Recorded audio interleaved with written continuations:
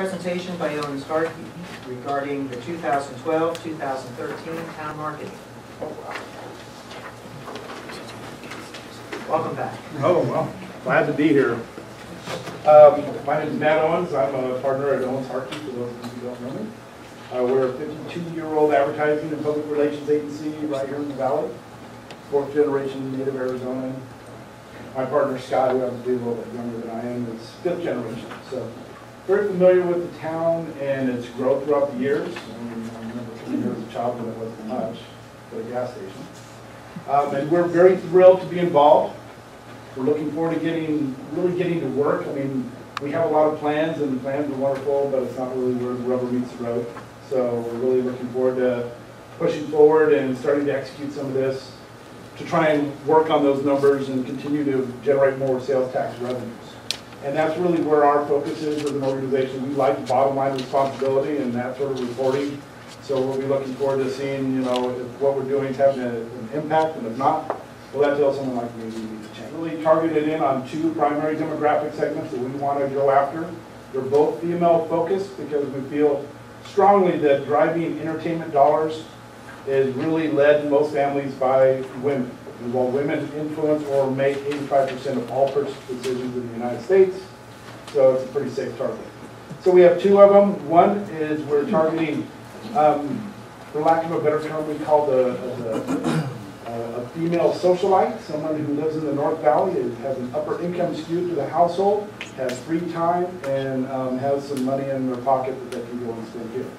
And we're going to push locally to attract those ladies and their families to come up here and do shopping and to come up and dine and for entertainment purposes. Second is really a broader reach, and we're not putting a lot of capital into this, but we're certainly going to put a lot of effort and public relations at it, is we're going to really focus in on tourists, and especially what you do once you're here. We know Scottsdale and Phoenix have much larger budgets than we do, and we're going to try and pull some day trips out of those markets to come up and spend an afternoon or a morning in Carefree to see what authentic Arizona is really all about. Seems like a lot of your targeting is going to be special events, big events throughout the valley. Well, we know that brochures and whatnot. Well, we'd like to. We really have 2 campaigns. One is we call it a rack brochure campaign, which we're looking for to design a new brochure for the city. It's a little more contemporary. And I always say creative has to be 3 things. It has to be true, meaningful, and different. And I think what you have right now is true and meaningful, but it's not all that compellingly different. So we're going to try and do something that's a little more shocking and gets people to pull that out of the rack instead of just leave it in the rack. The major events, one of the advantages we have, being the oldest agency in town, is we have great relationships with a lot of the primary events in town. We represent Barrett Jackson. We represent the Arabian Horse Show of Arizona. I've been a member of that club since I was 18 years old. And in other events that we're not, actively handling, we actually know most of the people in them. And we want to call and, let's be honest, we're going to ask for favors. We're just going to go and say, look, we've got a couple $100 here. These people in Carefree are really nice, could use a hand. Are you willing to help us out a little bit? And we're very, very confident that these organizations are going to be more than willing to step up because they've done it for us in the past. And also, most of them are charitable in nature and are used to giving back to the community. And we just want to make sure that Carefree's in line to get their share. 20,000 people come to that horse show from out of town every year. They spend an average of 11 days. And trust me, I love the horse show more than anybody else around, at least in this room. 11 days at the horse show is an awful long time. So we know there's day trips that come out of that, and afternoons, and fine dining, and we're going to try and make sure that those people are pulled up the hill. It's only a few miles away to come and visit Carefree. Get that hat trick that you guys are after, and to be able to see if we're working with the Arabian Horse Show and sales tax revenues don't go up in that week year over year, I'm going to consider that a terrible failure, and we're going to have to retool and do something different. So marketing isn't, there's some science to it, but there's some art to it too, and we just want to work the problem. Does that answer your question?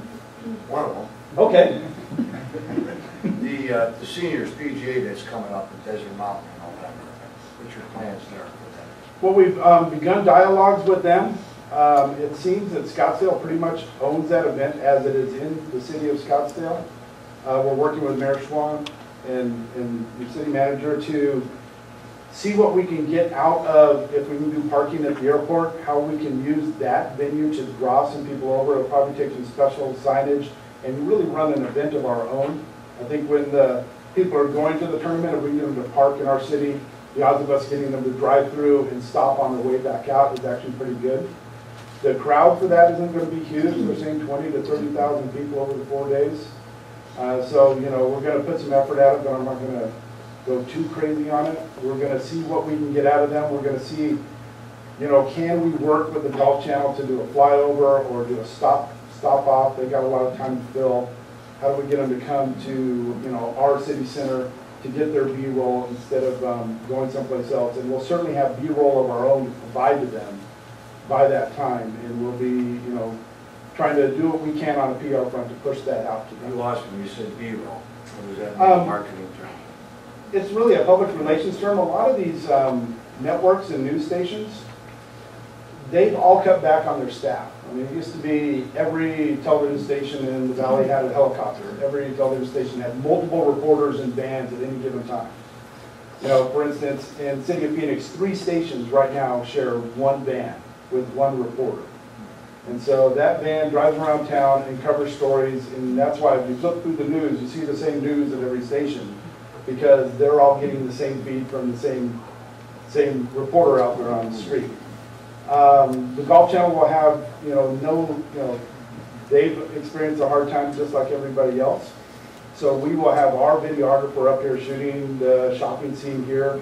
And when we say B-roll, we're actually going to just provide them probably 20 or 30 minutes of raw footage that they can use to cut their own story on. So, part of a PR firm's job is to make the reporter's job as easy as humanly possible. You're actually going to start putting together the print material like July 1?